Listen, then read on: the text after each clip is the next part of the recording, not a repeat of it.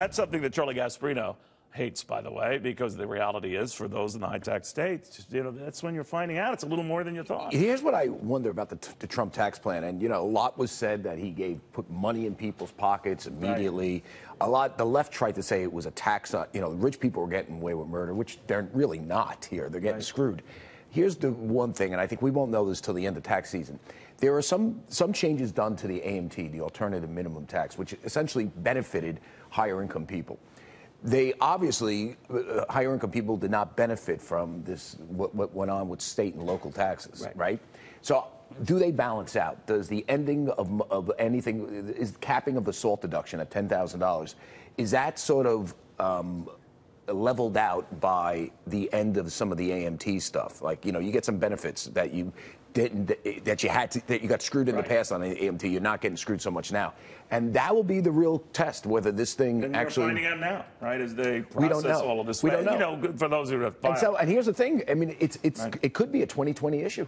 I mean, it could be. No, it could be. And as we're getting into the 2020, I can tell you that socialism, I've been speaking with some of the White House people over the last couple of days. Socialism will be part and parcel of their attacks on the Democrats. I mean, they are just salivating, licking their chops at the notion of Bernie Sanders, Elizabeth Warren, even Kamala Harris, you name it. If they go far left, if they start channeling their inner Ocasio-Cortez, this is going to be all-out warfare, branding them as socialists. And I think the guy I hear they're going to trot out is Larry Kudlow, old friend of mine, former CNBC colleague of mine, a free market economist for many years, great on TV, knows how to frame these arguments.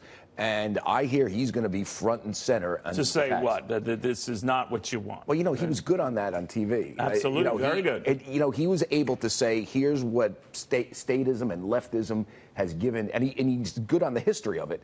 And he's going to make Bernie Sanders and Elizabeth Warren and some of these other folks look like the second coming of Karl Marx. And by the way, I wondered, it wasn't by accident that the president in his State of the Union address kept mentioning the socialism thing. And that's already being played out. Yeah, and they have a TV cast for it. Remember, everything about Trump is TV. Right? He's TV. Our old bosses working there. Bill Shine, who knows a lot about TV, did it here for many years. Larry Kudlow is tailor-made for the TV performance dramatization of the Democratic Party as essentially, which could explain the black shirts. Kamala Harris and some of these others dialing back the Cortez thing to say, well, we like some of the ideas, but even Dianne Feinstein in this video with the kids is saying, you got to find a way to pay for that. There's some ideas I like. They're trying to dial it back. Yeah, because they're walking right into a trap here. And I'm telling you, Larry is very persuasive, aggressive, and good on TV. And the only thing I will tell you about Larry is that I don't know if he'll stay in the administration for throughout the campaign. I mean, there's one thing from what he has always told people, he wants to put a year in there. I don't know when his year is up. It's a grueling job. It's a grueling job. But if he does stay, watch this guy. It's going to be interesting. He's going to come on our show. He's going to do other shows. He will be one of the point people to say, that's socialism. Look at the history of socialism. Besides the death and labor camps that it proposed, it's been horrible there have been for some economies. Administration even looked at Venezuela and say this is what happens when you run out of money. You don't even you don't have to go back to Russia or Cuba. Just look at Venezuela. Right at our doorstep. So, what is your sense about some of the Democrats when Dick Durbin and I said Kamala Harris, Dianne Feinstein, Sherrod Brown as well, saying let's go slow on this. There is a little bit of a battle going on for the money soul of the Democratic Party. Well, here's the thing. It's a party whose very identity has been made up of, it depends on socialism, essentially, on economics.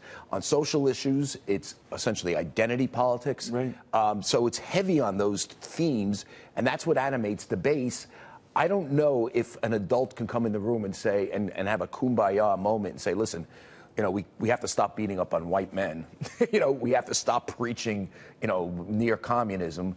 And here's how we're gonna be a bigger tent party. So I think that's the problem they have. As bad as Trump is in his polls, I think socialism polls a lot worse. I mean, when you start framing the issue, not like, do you want, $1 million? Do you want the government to pay for your college education? Oh, of course I do. Right. But they're going to frame it differently. I mean, Larry's going to come out and say, you want the government, stealing your money, taking you, Mr. Taxpayer money, giving it to somebody else? Do you want, when you're just barely making it by in New York on $100,000 a year, but because they think you're rich? Yeah. I mean, I'm telling you, they're going to go after this in a lot of interesting ways. Well, the battle is on, to your point. Thank you very much. Charlie Gasparino here.